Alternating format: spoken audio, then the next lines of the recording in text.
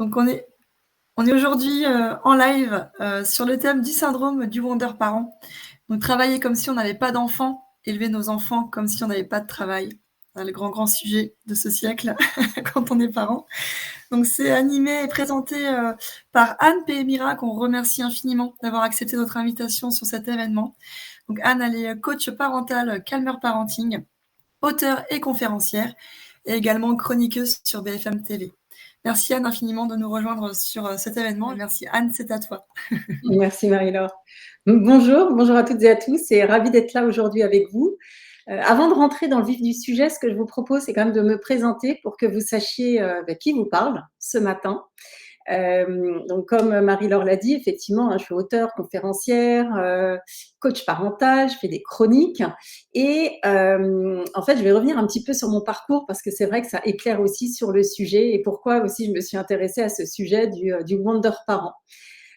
Donc tout d'abord, pourquoi suis-je devenue coach parental? Moi, en fait, au départ, je travaillais dans le conseil chez Accenture et c'est alors que j'avais 2 enfants que j'ai commencé à me poser pas mal de questions parce que je trouvais que visiblement mes enfants n'étaient pas arrivés avec le mode d'emploi.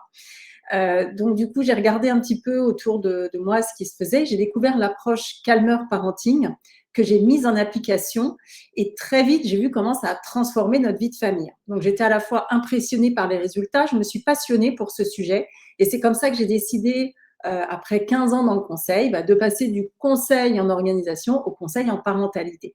Donc je me suis formée sur une période de 2 ans auprès de la personne qui avait développé l'approche pour pouvoir à mon tour exercer en tant que coach parental et puis donner les conseils qui m'avaient été aussi utiles à d'autres parents.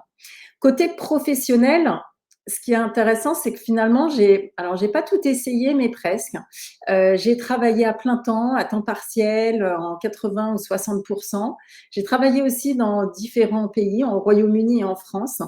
J'ai été salariée quand j'étais chez Accenture, mais maintenant, depuis 15 ans que j'ai développé mon activité, je suis entrepreneuse. Et à chaque fois, en fait, je me suis rendu compte que c'était un vrai défi, que à la fois d'élever des enfants et de travailler. Et que finalement, quelle que soit la situation, il y avait plein de questions qui se posaient.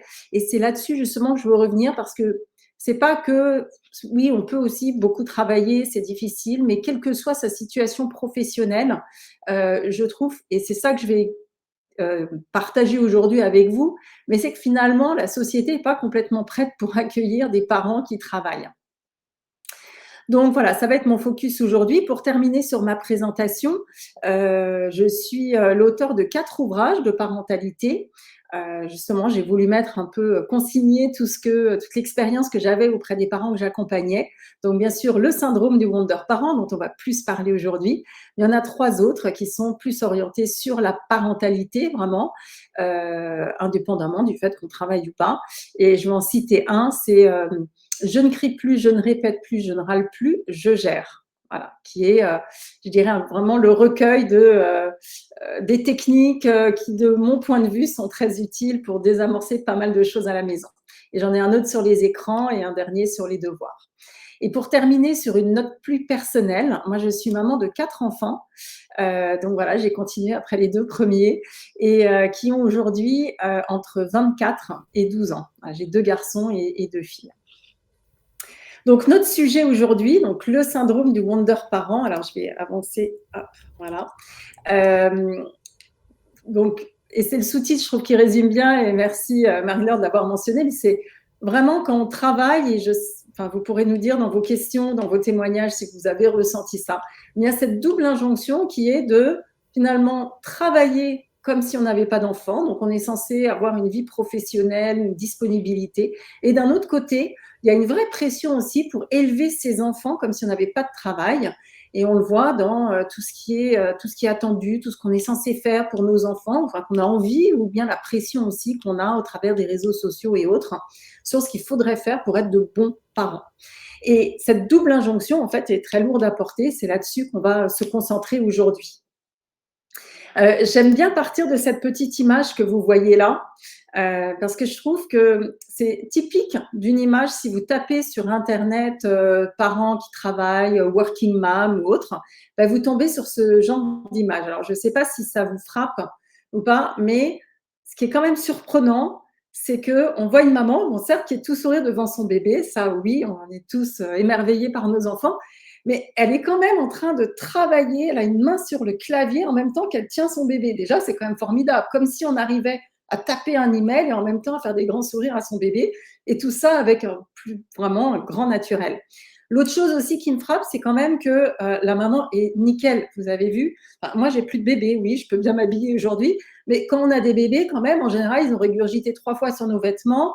On va aller chercher finalement un vieux truc au fond du placard tout froissé, mais on n'est clairement pas avec un petit chemisier blanc, une veste beige, ça c'est clair.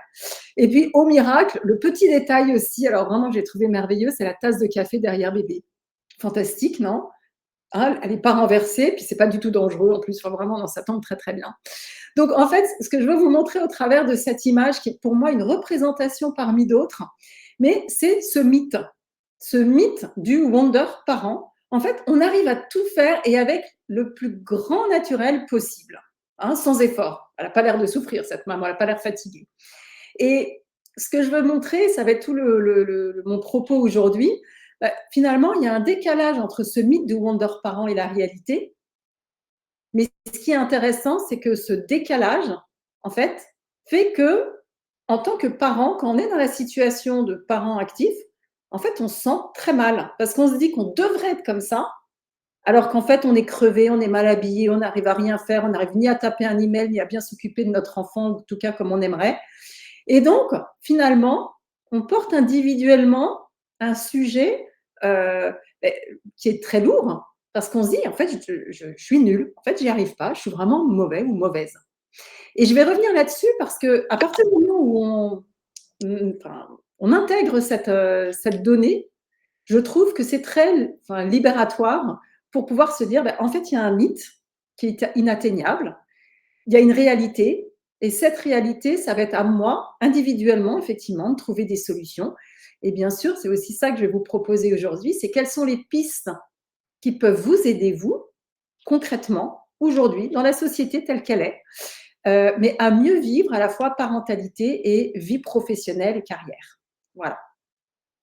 Donc, c'était une introduction un petit peu longue pour cadrer le sujet, mais je pense que c'est important de bien comprendre cette notion de mythe de Wonder Parent, de réalité, du fossé qu'il y a entre les deux. Et on va voir quels sont déjà d'où ça vient, ce mythe, parce que c'est intéressant de comprendre d'où ça vient. Quels sont les impacts sur chacun individuellement? Et ensuite, je vous donnerai quelques pistes pour dire comment vous pouvez faire pour alléger un peu votre quotidien, naviguer, bricoler, parce qu'il n'y a pas de solution parfaite, mais du bricolage, et il y a des pistes qui fonctionnent mieux que d'autres. Donc, c'est ça que je vous présenterai, à la fois que j'ai pu expérimenter, mais aussi avec mes 15 ans d'accompagnement de parents. Et c'est ça que je vous donnerai aujourd'hui.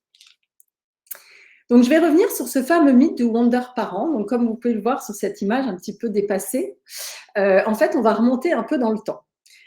Si on se place au moment, en gros, de la révolution industrielle, en fait, il y a eu une répartition très genrée des tâches où, globalement, les hommes sont partis dans les bureaux, à l'usine, et les femmes s'occupaient de la sphère domestique et familiale.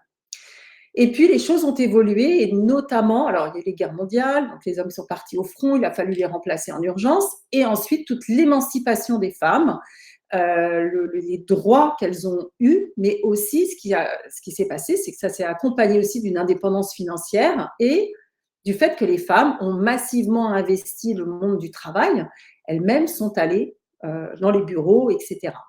Donc tout ça, c'est une évolution très positive. Mais ce qui s'est passé, c'est qu'à un moment donné, en fait, cette évolution a eu lieu, mais sans qu'on se pose une question fondamentale, sans qu'on se retourne un petit peu finalement derrière et qu'on se dise, mais si les femmes vont travailler, que les hommes y sont déjà, qui va s'occuper des enfants? Qui va remplacer en fait les femmes dans la sphère domestique et familiale?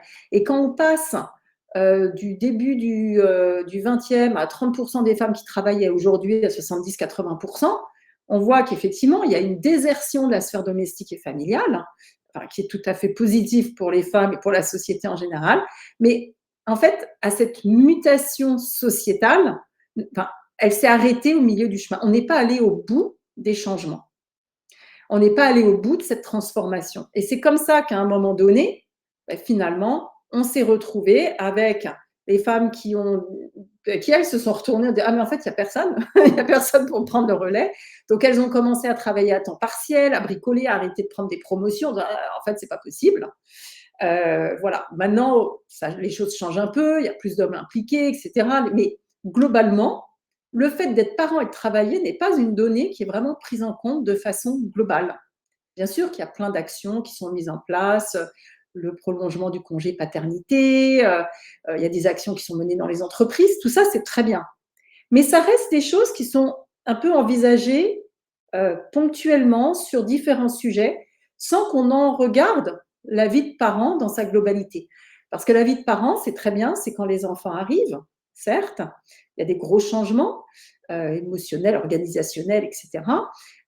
Mais c'est aussi après, les enfants, quand ils commencent à faire des activités, comment on fait pour accompagner les enfants à 5 heures au foot le mercredi quand on travaille?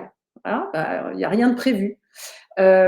Ensuite, il y a aussi les devoirs. Comment je fais pour accompagner les devoirs alors que je vais rentrer à 19-20 heures et que finalement, c'est quand même vraiment pas le meilleur moment pour faire les devoirs avec un enfant. Vous êtes d'accord avec moi là-dessus. Ensuite, il y a tout le côté un peu, alors qu'on n'envisage même pas dans la parentalité, c'est tous ces angles morts. Les parents qui ont des enfants porteurs de handicap ou qui ont des difficultés à un moment donné. Là, il y a pareil, il n'y a plus rien, plus grand-chose pour soutenir les parents.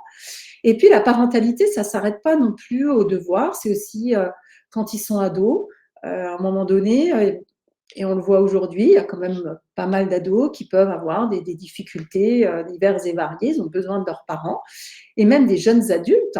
On est encore parents de ces enfants, même quand ils ont 20 ans, 22, 23, etc. Et on le sait aujourd'hui, il y a des chiffres qui sont parus, il y a quand même 25% des jeunes, justement de cette tranche d'âge, qui souffrent de troubles dépressifs. Et quand nos enfants ont cet âge-là, nous-mêmes, on est encore actifs, on travaille encore. Donc voilà, donc la parentalité, alors c'est pas pour dire que tous les enfants iront pas bien à 20 ans, c'est pas pour être négative du tout, vous déprimer, mais c'est juste pour dire que quelle que soit la situation, ça reste nos enfants, ils ont besoin de nous, on a besoin d'une façon ou d'une autre d'être présent auprès d'eux, bien sûr de façon différente entre 1 an et 20 ans, mais quand même, voilà, d'être là pour ces enfants. Donc voilà, tout ça pour dire que donc, l'évolution de la société a fait qu'on est arrivé dans cette situation où finalement la parentalité n'est, de mon point de vue, pas prise en compte dans sa globalité. Et donc, finalement, et c'est ça, je pense, qui est intéressant et j'espère que vous allez retenir, c'est qu'on a un problème sociétal qui est qu'on n'a pas pris en compte la parentalité dite active, donc à partir du moment où on a un enfant et qu'on travaille, et qu'on fait peser finalement ce poids de la parentalité sur l'individu, sur chaque personne. Voilà. Et comme on a cette représentation complètement idéale de la parentalité, finalement, chacun est condamné, un peu chaque parent, enfin, à nouveau condamné, il y a des très beaux moments, mais c'est quand même pas facile, doit bricoler son quotidien de parent actif comme il peut, sans que ce soit parfait, mais en ayant en plus une image complètement idéalisée de la parentalité qui, quelque part, est dans nos têtes. Voilà. Et donc, ça donne ça, voilà, en termes on est un peu soucieux, on se pose des questions, on se dit comment faire, est-ce que je vais pouvoir à la fois participer à des réunions tôt le matin, tard le soir, quand ça m'est demandé, faire des déplacements professionnels, comment est-ce que je vais pouvoir préparer des petits pots bio maison, parce qu'il y a quand même aussi une forte injonction sociétale pour s'occuper de ses enfants et dans le respect effectivement et de l'enfant et de sa santé et de l'environnement. Donc beaucoup d'injonctions qui font que à un moment donné, c'est comment je vais réussir à faire tout ça. Et on a l'impression qu'on doit tout faire. Et ce qui est intéressant aussi par rapport à ce que je vous décrivais, c'est que comme l'évolution a eu lieu sans qu'il y ait de réflexion, en fait, on ne parle pas du sujet et donc il y a un déni aussi. Et c'est ça qui fait que jusqu'à récemment, c'est pour ça que c'est super qu'il y ait des conférences comme celle-là, qui parlent aussi, enfin, moi j'ai l'occasion de parler du Wonder Parent en entreprise, c'est sortir en fait du déni autour de ce sujet, sortir aussi de ce tabou, parfois c'est encore un peu tabou, on n'ose pas, on va un peu frôler les murs en partant, en quittant l'entreprise parce qu'on doit aller chercher un enfant à la crèche, à la garderie le soir. Donc, tout ça, ça pèse quand même sur les parents. Et moi, ce que je vois en termes d'impact, c'est quand même beaucoup de stress, parce qu'il faut courir, faire beaucoup de choses, et beaucoup de culpabilité. En fait, on se sent coupable de ne pas réussir à travailler autant qu'il faudrait et de ne pas s'occuper de nos enfants aussi bien qu'il faudrait. Donc, il y a un peu une double culpabilité qui est très pesante pour les parents et je trouve qui est très épuisante et qui parfois va amener à du burn-out ou va amener justement des parents qui travaillent finalement à renoncer un peu au travail, à travailler ou renoncer à la carrière qu'ils envisageaient ou au métier qu'ils avaient envie de faire parce qu'ils se disent en fait c'est pas possible, c'est trop, etc. et qu'ils abandonnent. Donc, je trouve que c'est ça c'est toute cette pression a un impact très concret sur la vie des parents actifs.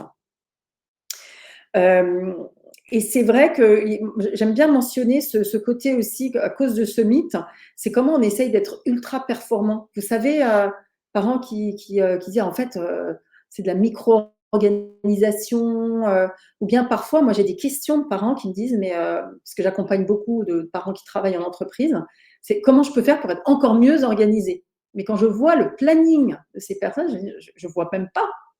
En fait, on ne peut pas être encore mieux organisé. À un moment, il n'y a plus le temps, il n'y a plus la capacité de faire plus.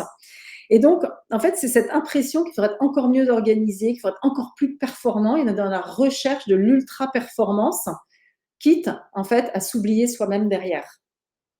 On est tellement focusé sur encore mieux travailler pour son entreprise, son business, etc. Et être encore mieux, faire plus pour les enfants, qu'à un moment donné, la variable d'ajustement, ça va être nous. Mais le problème, c'est que c'est épuisant pour les parents et que on voit quand même, je vois beaucoup de parents qui sont épuisés, qui me disent des choses comme en fait, je peux pas m'offrir le luxe de prendre du temps pour moi. Et vous vous rendez compte qu'on est au point de se dire ça, que ce serait un luxe de prendre du temps pour soi, alors que c'est une nécessité, c'est-à-dire qu'on le met en haut de l'échelle des besoins, alors qu'en fait, c'est la première marche. Pour pouvoir porter tout ça, pour pouvoir travailler, s'occuper de mes enfants, j'ai besoin d'avoir un minimum d'énergie. Et donc, c'est ça qui est intéressant de voir comment, finalement, cette pression qu'on a nous amène dans une situation encore plus fatigante, encore plus épuisante. Et pour conclure cette partie, je vais en arriver un petit peu aux pistes après, parce que c'est ça quand même qui vous fera du bien. Enfin, au-delà de la prise en compte, je pense, de la situation, moi je prends le temps aussi d'en parler. Mais c'est vrai que finalement, on porte individuellement, enfin, on a comme une responsabilité individuelle de toute cette situation, de tout ce qui nous arrive, pour un résultat qui n'est pas du tout satisfaisant, parce qu'on a l'impression qu'on n'en fait pas assez, et malgré des efforts colossaux réalisés au quotidien pour porter tout cet édifice de s'occuper de ses enfants et d'aller travailler et de se donner à fond quand même dans son travail. Donc, voilà, donc je pense que ça, c'est expliquer comment la société a évolué, comment on peut se sentir. Alors peut-être que vous vous reconnaîtrez ou pas dans ce que j'ai dit, ou il y a sûrement d'autres ressentis. Pour avoir accompagné beaucoup de parents, je me rends compte que tout ça s'est vécu de façon individuelle très différente. J'ai essayé de dire ce qui ressortait le plus souvent. Alors forcément, j'ai insisté plus sur les côtés difficiles. Il y a aussi les beaux moments, bien sûr. Mais c'est, je trouve, cette prise en compte qui est intéressante pour être dans une démarche justement de ce que j'appelle en anglais le reality check, c'est revenir à la réalité des choses en disant oui, j'ai moins de temps qu'avant depuis que j'ai des enfants, je ne vais pas essayer de recréer l'existant, mais je vais devoir réinventer quelque chose de nouveau. Et je vais devoir oser faire des choses qui peut-être vont pas être des choses qui sont évidentes a priori, mais pour pouvoir moi réussir selon mon point de vue, parce que je trouve que la réussite, sa définition de la réussite est très personnelle, c'est je vais quand même devoir faire des choses peut-être à l'encontre de ce que je pensais au début ou différemment. Je vais devoir oser demander de travailler un peu différemment à la maison, de gérer mes enfants, peut-être pas comme la société s'attendrait, mais que moi, je pense intimement qu'il est comme ça que je dois faire avec mes enfants, parce que c'est ça qui est important pour eux et pour moi. Et donc, de faire des choix. Et ça, c'est la première chose, première clé, moi, que je propose aux parents. Voilà, ça va être un peu cette prise de recul, de fermer les yeux, de dire c'est quoi qui est important pour moi. Pas tel que la société l'attend, mais pour moi, pour mes enfants, pour ma famille, euh, pour mon couple, si je suis en couple. M'inventer, me réinventer, nous réinventer tous ensemble. Et donc, ça va être de dire, je vais faire des choix qui vont être structurants, mais qui vont être personnels. Ça va être le choix, effectivement, par exemple, des modes de garde. Ça va être du choix. J'avais une maman, quand j'écrivais mon livre, qui a 6 enfants et qui a vraiment un travail qui lui plaît beaucoup. Elle est membre du board d'une entreprise qui fait des jeux vidéo. Donc, elle trouve ça passionnant. Elle a fait plein de choix. C'est par exemple, si elle a des déplacements professionnels, elle ne va jamais prolonger, même si c'est dans une super ville, parce qu'elle veut rentrer pour voir ses enfants. Mais en même temps, côté personnel, elle s'est organisée pour que toutes les activités périscolaires, non, pardon, extrascolaires des enfants soient à maximum une vingtaine de minutes à pied pour qu'elle n'ait pas besoin de faire le taxi pour amener les enfants, par exemple. Donc, en fait, c'est comment on va dire oui à certaines choses, dire non à d'autres. Mais si on dit non à quelque chose, c'est pour dire oui, en fait. Si je vais dire, par exemple, non à la 5e réunion de la journée, c'est pour dire oui, rentrer voir mes enfants, peut-être accompagner un enfant qui a besoin d'accompagnement scolaire à ce moment-là. Donc, je vais rentrer plus tôt pour pouvoir faire les devoirs avec lui, même si ça veut dire qu'effectivement, je ne ferai pas toutes les réunions que j'aurais eu envie de faire au bureau. Mais d'un autre côté, ça peut être aussi de dire, à nouveau, ça c'est des choix qui sont individuels, ça peut être de dire, il y a certains soirs, je vais renoncer à donner moi-même le bain à mon enfant parce que je vais rester un peu plus tard, finir ce que j'ai à faire au travail pour rentrer effectivement apaisée parce que je sais que j'aurais fait des choses que j'avais vraiment envie de faire. Et là, même si j'ai moins de temps avec mon enfant, même si je ne vais pas donner le bain, au moins, le peu de temps, ce sera un bon moment. Et ça, c'est plutôt parce que dans le scénario où on est, il faut que je fasse tout, la double injonction, etc. Et ça, je vois, j'ai des parents que j'accompagne, ils disent, en fait, ils font leur call professionnel tout en donnant le bain à l'enfant. Et c'est là où je dis non, mieux vaut, alors ça peut arriver exceptionnellement, mais mieux vaut faire des choix et se dire, oui, parfois d'un côté, parfois de l'autre, et ça dépendra des priorités du moment. Et bien sûr aussi de l'accompagnement que je peux avoir par ailleurs pour s'occuper de mon enfant. Donc voilà, donc faire des choix et le vivre effectivement sous forme un peu de renoncement, c'est vrai, mais pas comme sacrifice. Parce que parfois on dit oui, mais pour travailler, il faut que je sacrifie ma vie de famille ou pour m'occuper de mes enfants, il faut que je sacrifie ma vie professionnelle. Je préfère qu'on voit la complémentarité entre les deux. Si on travaille, ça peut être pour des besoins financiers, parce que c'est important, mais ça peut être aussi, quand on a cette chance-là, pour des besoins financiers, mais aussi un peu quand même d'épanouissement personnel, parce qu'on aime plutôt ce qu'on fait, on y voit des bénéfices aussi personnels. Et donc finalement, c'est un épanouissement que je vais avoir et qui va rejaillir aussi positivement sur ma vie de famille. Voilà. Donc, ne pas toujours opposer les deux. Et puis aussi se dire que de s'occuper des enfants, c'est aussi des choses, je vais apprendre aussi peut-être la patience, je vais développer peut-être plus d'empathie qui me serviront aussi pour ma vie professionnelle. Voilà. Donc les deux s'enrichissent. Alors, je surveille l'heure. Justement, sur ce côté un petit peu ne pas sacrifier l'un à l'autre, j'aime bien citer une étude qui a été faite auprès de 50 000 adultes. Et ce qui est intéressant dans cette étude, c'est que ce qui est intéressant dans cette étude, c'est qu'ils ont interrogé les adultes en leur demandant si leur mère travaillait ou pas. Ils n'ont pas demandé si le père travaillait ou pas, parce que souvent, ce n'est pas un facteur différenciant, parce que la plupart des pères travaillent.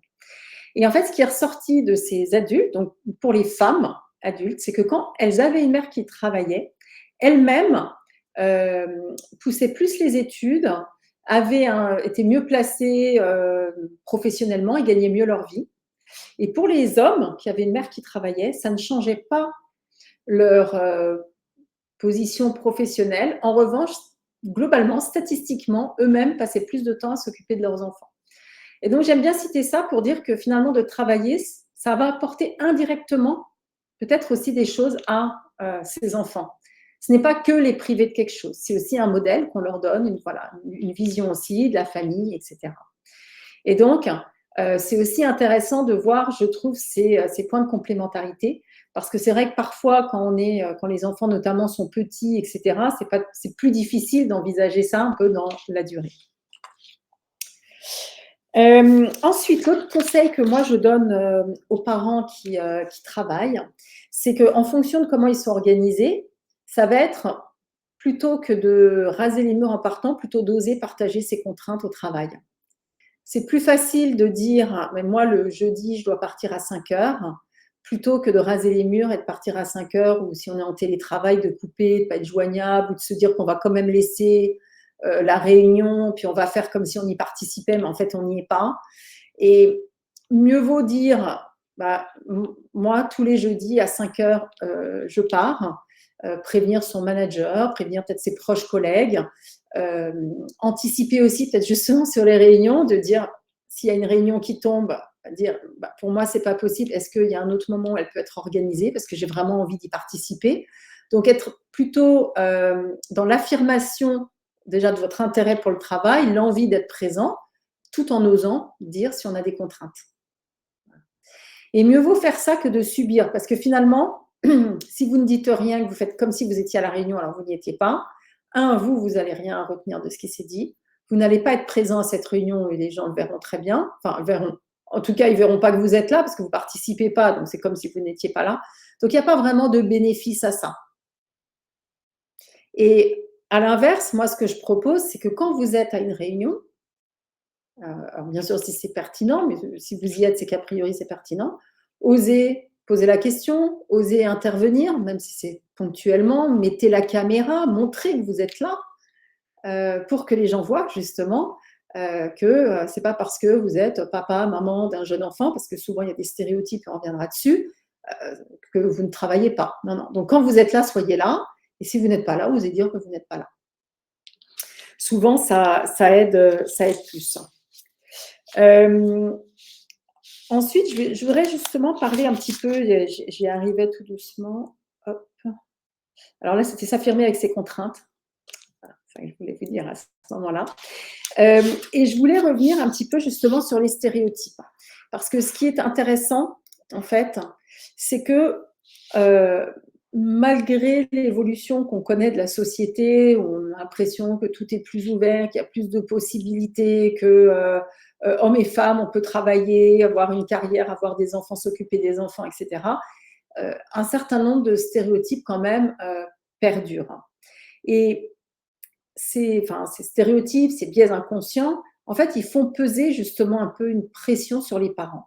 Et je vais vous donner un exemple. Est-ce que vous avez déjà entendu dire à un homme qui rentre de congé paternité, ah, tu t'organises comment avec tes enfants? Il est gardé comment ton bébé? Non, alors que c'est sans doute la première question qu'on va poser à toutes les femmes qui rentrent de congé maternité. Et rien qu'en posant cette question qui est tout à fait bienveillante, ou en tout cas qui se veut bienveillante et voilà, montrer de l'intérêt pour la personne qui rentre, ça fait peser le poids de la parentalité plus sur les épaules des femmes que des hommes. Voilà. Mais à l'inverse, un homme qui voudrait s'occuper de ses enfants, c'est un peu comme si lui, c'était pas un sujet pour lui, cette parentalité en fait. Donc ça peut enfermer un peu chacun d'un côté ou de l'autre. De même qu'on aura tendance à penser, et toujours dans le monde et de l'entreprise, enfin, au sens large, hein, pas que dans le privé, public, enfin, en général, dans des personnes qui travaillent, on aura tendance à penser qu'une jeune maman aura plutôt envie de lever le pied quand elle revient de congé maternité. Peut-être que c'est vrai, peut-être que c'est faux, ça dépend. Chacune va réagir différemment. Et à la fois, ça peut être très bienveillant de la part des personnes, en disant: «Ah ben non, mais on ne va pas lui donner tel dossier parce qu'elle rentre de congé maternité». Mais en fait, en faisant ça, on laisse les autres faire des choix pour soi. Et c'est pour ça aussi, et je reviens sur cette idée que je vous ai donnée tout à l'heure, qui est de dire, en fait, il faut s'affirmer avec non seulement ses contraintes, mais aussi ses envies, Est-ce que quand vous rentrez de congé maternité, vous avez envie de repartir comme avant, de faire autre chose, peut-être avec des horaires différents, peut-être en travaillant plus parce que vous avez envie ou moins, peu importe. On a besoin de sentir qu'on a cette liberté et après, une fois qu'on a fait ses choix, ils peuvent évoluer aussi, mais oser en parler. Parce que sinon, les autres vont faire des choix pour vous sans que finalement vous ayez votre mot à dire. Et c'est pour ça que les biais, les stéréotypes, il y en a. Et la meilleure façon de les contrer, ça va être d'affirmer ce qu'on veut. Et c'est pareil que ce soit pour les femmes ou pour les hommes. Voilà. En fait, il faut toujours se dire que les autres ne peuvent pas deviner vos besoins. Et c'est pour ça que j'ai cette idée du tabou, du déni, etc. Parce que comme on n'ose pas parler de la parentalité et du fait qu'on travaille et qu'on est parent, ben on ne va jamais oser parler de ses envies, de ces changements d'envie, de besoins après, puisqu'on se dit, ah ben non, il va falloir faire comme s'il ne se passait rien, mais en fait, il se passe quelque chose. Enfin, en fait, tout ça, ça devient une sorte de truc pas très clair, où finalement, on va subir. Voilà. Donc, oser parler, oser dire ce qu'on veut, voilà, ça c'est important. Je veux revenir quand même toujours sur cette... alors là, c'est à nouveau les stéréotypes et la pression un peu qui s'exerce sur les parents. Mais j'avais, par exemple, j'accompagnais une maman qui me disait que, quand je lui parlais de ce sujet un peu des stéréotypes, de ce qu'on dit, elle me disait en fait que quand elle avait voulu partir en vacances alors que son enfant était encore petit. Donc elle avait prévu un moment, elle était très fatiguée par sa maternité, etc. Elle avait prévu de partir 2 semaines avec son conjoint, sans son bébé. La réaction notamment de ses amis, alors pour le coup c'est l'entourage plutôt amical, c'est mais tu es complètement folle de laisser ton enfant de 8 mois 2 semaines. En plus, c'est le pire moment pour le laisser. Voilà, d'où ça sort, alors il y a sûrement des théories, etc. Très bien, mais voilà quand même, elle a quand même entendu qu'elle était complètement folle. Elle n'a pas, elle a choisi de partir quand même. Elle a laissé quand même son enfant à ses parents, hein, il était très bien entouré, elle le savait. Elle est partie 15 jours, elle est revenue en pleine forme, hyper contente de revoir son bébé, etc. Voilà. Mais je trouvais que cet exemple, c'est vrai qu'il est un petit peu plus rare que parce qu'en général, je crois qu'on laisse l'enfant, en moyenne, c'est 18 mois pour une nuit sans les parents. Vous voyez, c'est quand même beaucoup plus tard. Donc c'est quelque chose un petit peu inhabituel, mais dont elle avait besoin. Elle voyait que ça pouvait se passer très bien. Et elle a quand même tous différentes personnes qui ont finalement, sans doute en voulant être bienveillantes, mais ont quand même exercé une pression folle sur elle. Du coup, je reprends le même terme, en disant que ça ne se faisait pas.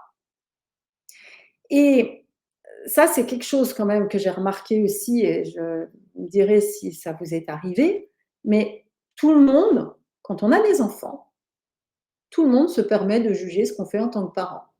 Est-ce qu'il faut allaiter ou pas, trop longtemps? Est-ce qu'on a des enfants trop rapprochés, trop éloignés? Oh ben non, ben c'est égoïste d'avoir qu'un enfant. 3, c'est pour les allocs. 4, elle n'arrête pas d'avoir des enfants. Enfin, il y a toujours un truc qui ne va pas. Et alors, bien, oui, il peut y avoir des personnes pas très bienveillantes, mais même dans les personnes qui sont plutôt bienveillantes, qui veulent nous aider, il y a toujours quand même beaucoup de jugement par rapport à ce qu'on peut faire. Un autre exemple, une maman qui était avocate et qui avait 4 enfants, et puis à un moment, elle était en réunion un peu de famille ou avec des amis de ses parents, je sais pas, enfin, le petit un peu agité le week-end, et puis un des adultes, là, un peu de la génération d'avant, certes, mais c'est quelque chose qu'on pourrait entendre, je pense, aussi de gens un peu plus jeunes, c'est: «Ah oui, mais c'est pas étonnant vu le temps qu'il passe à la crèche aussi, c'est pas étonnant qu'il soit énervé après». Et en fait, je trouve que tout ça, c'est des choses qui ne sont pas aidantes parce qu'à un moment, on a peut-être choisi de travailler, on a choisi un certain mode d'organisation et ce n'est pas aider les parents que d'émettre comme ça des jugements sur ce qui est bien, pas bien, sur les conséquences possibles de ce qu'on fait quand on est parent et qu'on travaille. En tout cas, ce qu'on retient quand même de tout ça, c'est qu'on fait jamais assez bien. Et donc, ça nous renvoie toujours à cette image idéale qu'on devrait faire mieux et donc on n'est pas à la hauteur.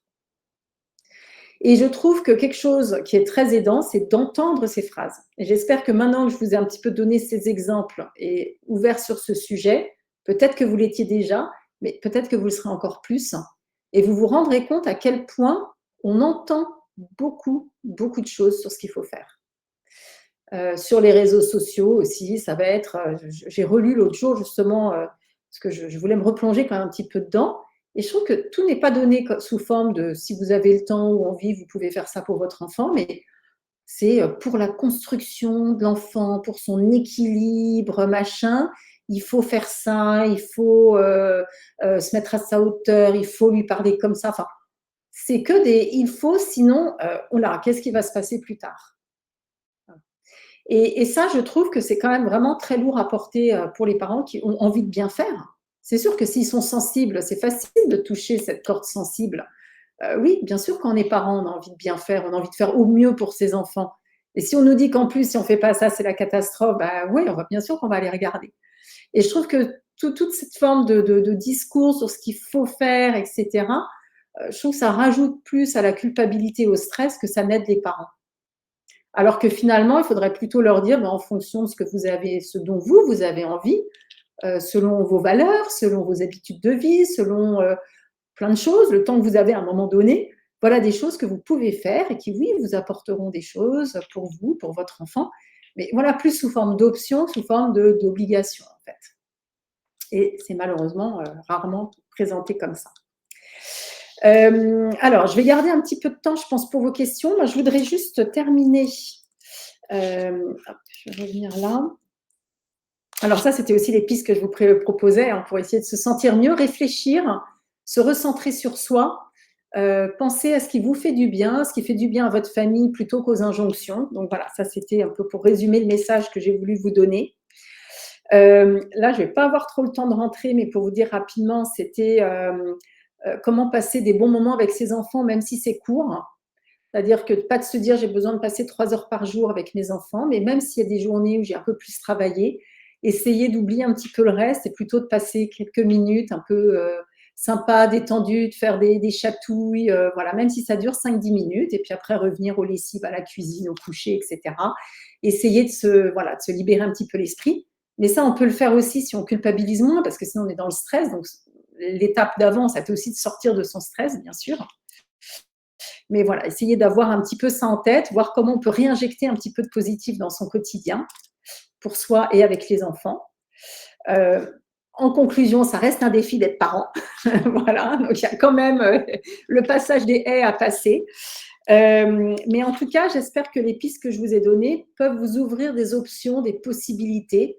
Et puis, j'essaierai pas de vous convaincre des pistes que je vous ai données, mais testez. Voilà, testez et voyez aussi ce que ça vous apporte.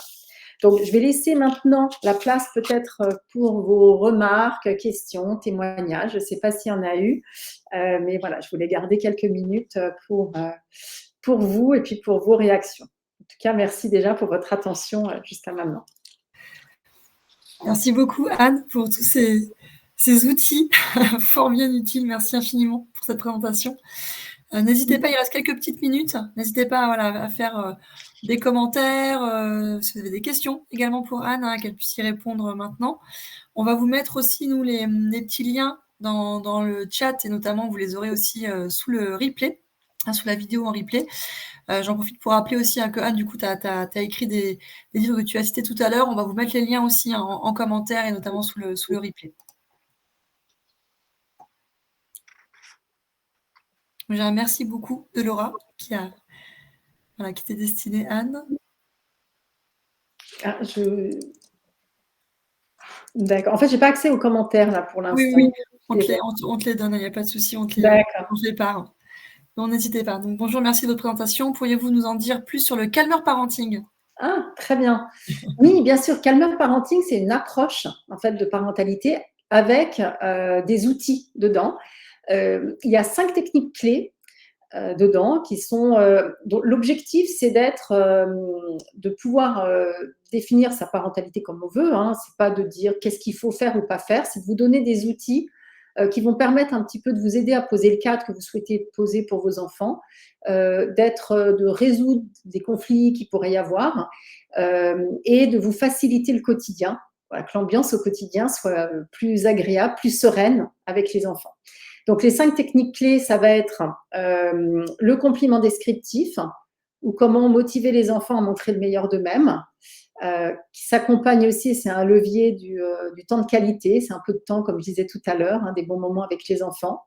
Ensuite, on a la discussion préparatoire, qui est une technique qui permet d'être proactif plutôt que réactif, c'est-à-dire que quand on a une situation qui revient, l'enfant qui ne veut pas passer à table, qui ne veut pas se mettre à ses devoirs, c'est plutôt que d'être dans la réaction au moment où il doit le faire et qu'il ne le fait pas.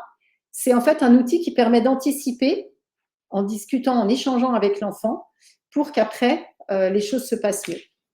Ensuite, on a l'écoute empathique. C'est pour apaiser les tensions, c'est quand il y a des claquements de porte, des ados, des mots parfois un peu qui volent, des enfants qui s'énervent, qui font une crise au supermarché quand ils n'ont pas ce qu'ils veulent. Donc là, c'est l'écoute empathique pour apaiser les enfants et les aider à mieux traverser en fait leurs émotions. Ensuite, on a une technique qui est autour de ne pas se répéter, comment demander les choses aux enfants pour toutes les transitions de la journée, justement, qui consiste, alors je ne vais peut-être pas tout détailler là parce que j'ai quand même besoin de quelques minutes, mais on pourrait refaire une petite conférence là-dessus, ça les parents l'adorent, donc ne pas se répéter. Et la dernière, c'est autour de tout ce qui est récompense et sanctions. Alors, c'est surtout pas la carotte et le bâton. On ne veut pas que les enfants avancent ou qu'ils aient peur pour la carotte ou qu'ils aient peur d'une sanction, mais c'est plutôt pour les motiver sur des petites choses et puis mettre en place quand même des sanctions, mais qui soient respectueuses de l'enfant et pour montrer les limites par rapport, et c'est ça une des autres techniques qui chapeautent un peu tout ça, c'est quelles sont les attentes que moi j'ai vis-à-vis de mes enfants. Qu'est-ce que j'attends d'eux en termes de comportement, etc., alors adapté à leur âge. Mais c'est vrai que quand l'idée, c'est de faire de la prévention, mais que quand de temps en temps, c'est pas respecté, pouvoir mettre en place quand même un peu les limites pour marquer un temps d'arrêt et permettre aux enfants d'apprendre à faire autrement. Mais tout ça, bien sûr, dans le respect des enfants, bien sûr. Donc voilà un petit peu donc, les attentes des parents. Le front unique, je n'ai pas mentionné pour les parents qui sont en couple aussi, ça c'est important. Et ensuite, les 5 techniques clés que je vous ai mentionnées et qui permettent en fait alors on est plus dans la communication, mais qui permettent vraiment d'améliorer, je le vois quand je communique ces techniques aux parents, de respecter ce que les parents attendent des enfants, le quotidien qu'ils souhaitent avoir avec les enfants, mais de les aider pour mettre ça en place avec plus de sérénité. Merci Anne pour ta réponse. Que pensez-vous de l'option du temps partiel pour passer plus de temps avec les enfants? Est-ce une pression supplémentaire pour le parent à qui on demande toujours autant au travail, finalement? Oui, moi je suis assez dubitative sur le temps partiel. Je pense que ça dépend du travail qu'on a. Si vraiment il peut y avoir un partage de tâches avec quelqu'un d'autre, c'est-à-dire qu'en disant si je passe à temps partiel, qu'il y ait concrètement quelqu'un qui soit missionné pour faire le travail qu'on ne pourra pas faire. Sinon, effectivement, je trouve qu'il y a quand même une perte de salaire qui est importante quand on commence à pas travailler des journées entières et que le bénéfice peut être un petit peu limité. Donc, à voir, je pense vraiment en fonction du métier qu'on exerce et aussi de sa propre capacité à faire respecter aussi ses absences. Donc, si on se sent à l'aise pour dire, oui, le mercredi, il n'y a rien et qu'on arrive à imposer aux autres qu'ils avancent sans nous ou qu'ils attendent qu'on soit là, si on s'en sent capable et si notre travail le permet. Je pense qu'il y a vraiment ces deux. Sinon, je pense qu'il vaut mieux se dire, je vais travailler à temps plein, mais je vais quand même peut-être partir plus tôt certains soirs, arriver peut-être un peu plus tard le matin, à nouveau en fonction du métier que j'exerce, pour avoir du temps avec mes enfants, mais continuer dans mon métier à temps plein pour être au moins payée pour ce que je fais. Merci Anne. Donc j'ai des commentaires avec des merci beaucoup et j'ai oui pour une conférence sur le calmeur parenting. Volontiers. Et en attendant, il y a mon livre, c'est « Je ne crie plus, je ne répète plus, je ne râle plus, je gère ». C'est vraiment de façon beaucoup plus détaillée que je n'ai eu le temps de le faire là, l'approche, et que j'ai voulu détailler d'une façon très concrète. Donc, il y a même des pages où on peut écrire des choses. Enfin, c'est vraiment presque un coaching en livre. Voilà. Pour que concrètement, vous puissiez, enfin, j'ai essayé vraiment de vous accompagner au mieux dans ce livre en me disant comment moi j'aurais aimé en fait avoir cette approche au moment où je l'ai commencé pour pouvoir avec des exemples vous aider à réfléchir, à vraiment que ce soit pas des techniques théoriques, mais des techniques que vous puissiez adapter à votre situation. On a mis les titres, hein, de tes livres dans le chat et on les remettra évidemment sous le replay de la vidéo, comme ça les personnes peuvent trouver tous tes livres en ligne ou même en librairie du coup aussi pour le coup. Ouais. Super. Le temps doit s'arrêter maintenant. Malheureusement là, on est à la fin de ce live. Donc c'est le temps pour te remercier encore une fois, Anne. Merci infiniment d'avoir accepté cette conférence, ce live pour ce salon. On est très fiers de t'avoir avec nous. Merci beaucoup de m'avoir invitée. Moi, j'étais ravie que vous me proposiez cet échange avec vous et puis avec les personnes qui se sont inscrites aujourd'hui. Donc, merci vraiment beaucoup à toutes et à tous. Et puis, j'espère surtout, et moi, c'est toujours mon objectif, c'est que surtout, ça vous soit utile. Oui. Voilà, que vous en ressortiez vraiment avec des pistes, des clés qui vous apportent plus de bien-être avec vos enfants.